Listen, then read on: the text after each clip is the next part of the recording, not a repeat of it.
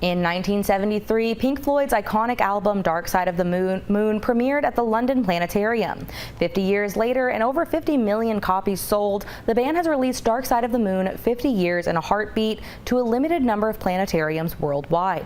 WBKO reporter William Battle went to WKU's Hardin Planetarium to look behind the scenes at this once-in-a-lifetime show.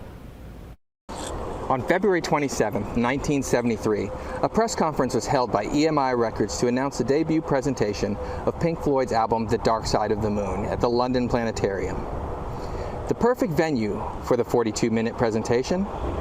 50 years later, and over 50 million copies of the album sold, the band has released The Dark Side of the Moon 50 Years in a Heartbeat to planetariums around the world. This presentation is unlike others that highlight the album.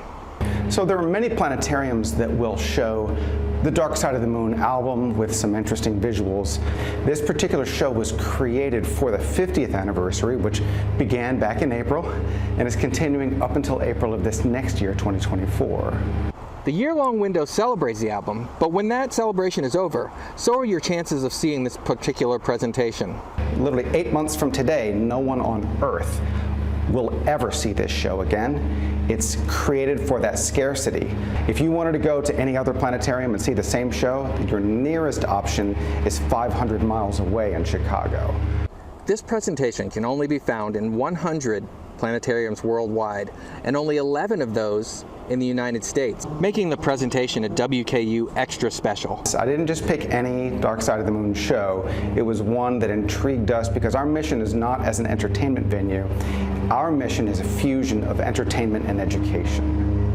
The Dark Side of the Moon, 50 Years in a Heartbeat, will be shown every Friday until April. Tickets can be purchased online at $15 per person. If you're interested in the planetarium's other shows, they're free of charge to the public and do not require tickets. The current show is about the methods that we use to discover planets that orbit the other stars in the night sky. That's going to run through August the 10th. After that, we have a brand new show about the geology of meteorites. More information on the shows and operating hours can be found on the planetarium's website. At the Hardin Planetarium, William Battle, WBKO News.